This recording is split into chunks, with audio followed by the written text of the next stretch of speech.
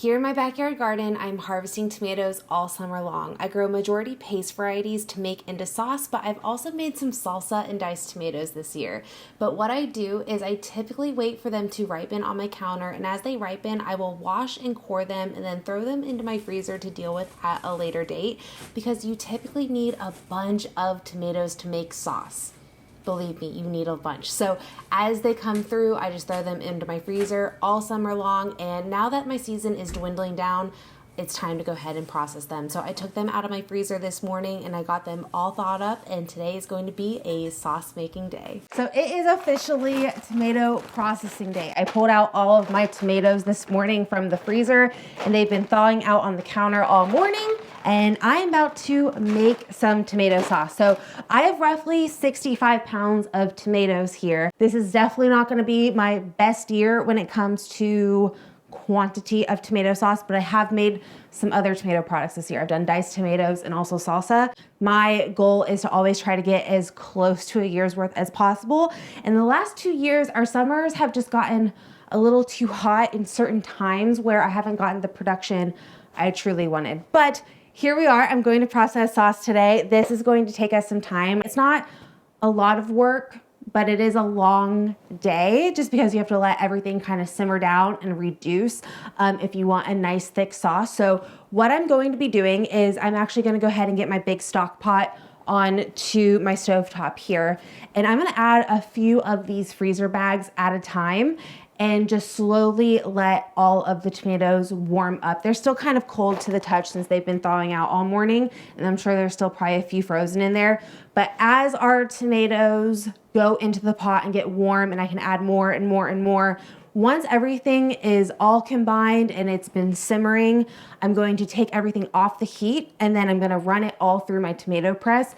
And that is why I'm wearing overalls today, to be completely honest. So overalls don't only have to be for when you're gardening, they can be for messy sauce days like today, because when I run anything through a tomato press, there's always going to be splatter of some sort. So I'd rather just rock some comfy overalls during a long day like today, because I'm probably going to be in here until late, just with how everything's going to be reducing down. And since we're starting at a cooled state other than like a fresh tomato. So as you can see, there is a bunch of water or tomato juice from the thawing process. The tomatoes kind of shrink down once they thaw out. So what I'm gonna do before I toss this into my stock pot is I'm just gonna drain out as much water as I possibly can. That way we're not waiting this extra time for this water to be out and cooked down.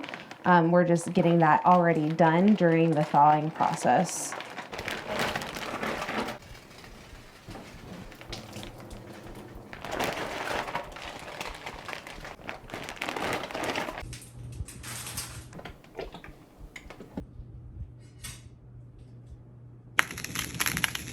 So currently all the tomatoes are in the stock pot finally. It took a little time to get all the tomatoes in. I am just mixing quite often to make sure nothing on the bottom overheats, everything heats up evenly, nothing burns. You really have to be attentive when it comes to sauce, making sure that you stay on top of your stirring. But what I'm currently doing is I am just getting this up to temp. It's gonna boil. The instructions say to bring it up to a boil for 10 minutes and then to run it through your tomato press. So I will get this up to a boil and then let it run for the 10 minutes. And then I'm going to actually cut the heat, get everything ready to run my tomato press outside. Tomato presses can be a little bit messy.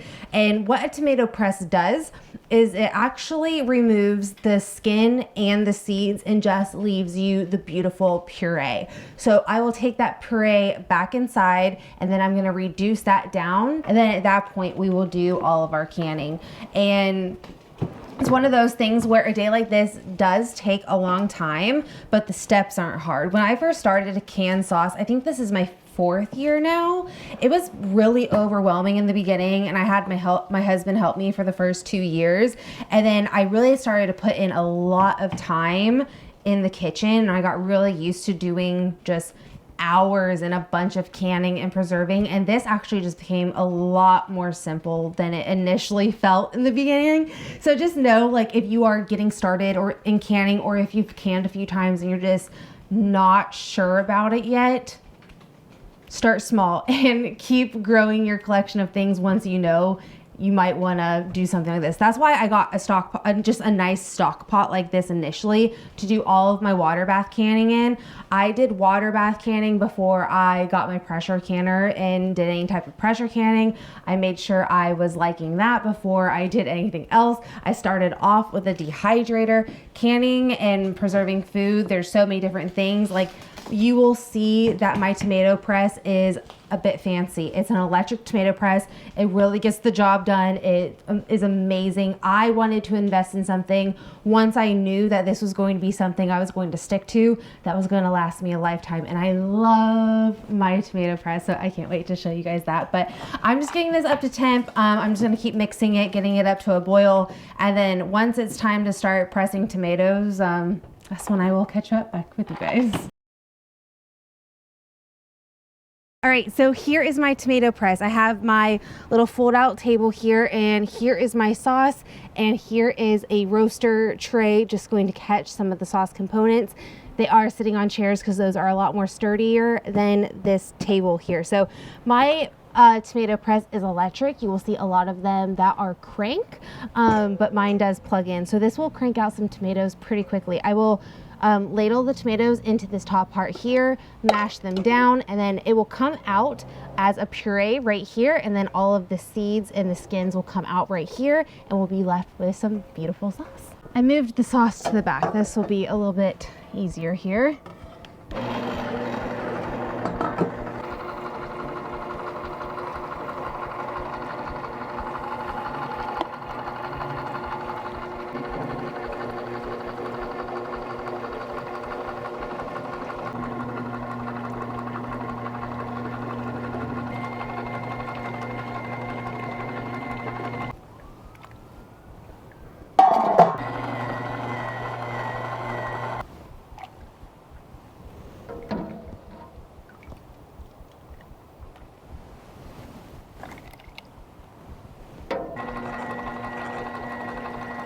So now that everything's ran through once, I'm just going to reload all of the seeds up, and I'm gonna see how much I can get out of doing one more round of pressing with the skins and the seeds here.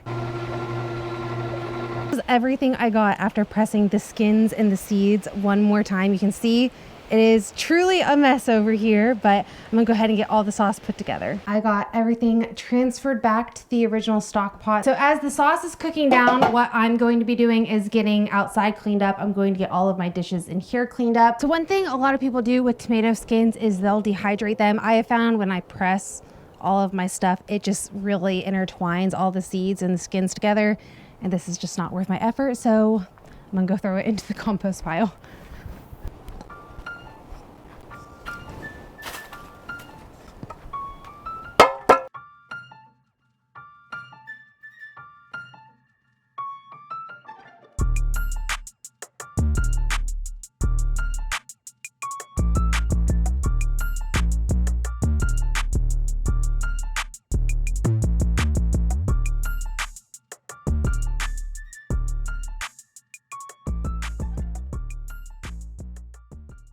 I continued stirring and rendering down the sauce, and I may or may not have had 3 cups of coffee this day just to keep me going. But when the sauce was reduced by a third, I went ahead and got all of my canning stuff together and ready. You can also reduce it down to about half if you want a really thick sauce. So here is my little canning setup. I have all of my lids and rings ready to go, and a paper towel with some vinegar to wipe the rims once I fill up the jars. My citric acid is also here. I'll be doing half a teaspoon for quarts and 1/4 of a teaspoon for pints. I also have my ladle, jar tongs, debubbler, a few towels to set the hot jars onto when filling, and also keep my space cleaner. And I also have all of my jars warmed up and ready to go. So once it's time to can, I just take out one jar at a time, and I put my citric acid into the jar, and then I fill up the jar to a 1/2 inch headspace. I debubble and adjust if needed, and then I wipe the rim of the jar, place the lid on, and then I screw the band down to fingertip tight, and I repeat until all the jars are finished. So I did 3 rounds this evening, and I processed my quarts for 45 minutes and my pints for 40, and I did have about half a pint's worth that I couldn't can up, so that's just in the fridge, and I will use that up through the week. It was pretty late when I got done, so this afternoon, once everything was sitting for about 12 hours or so, I went ahead and just got the rings off. I checked everything to make sure it's sealed, and we had a 100% seal rate today, which was exciting, so I got them all dated and ready for storage. So I ended up coming out with 16 quarts and 5 pints. I'm really excited about how this year turned out. It could have been a little bit better, but overall, I'm still pretty happy with this amount for what we got. So I am going to go ahead and get all of these jars down into my basement, but thank you guys so much for hanging out with me as I processed my 2023 tomato harvest. I'll see you guys all in the next video. Bye.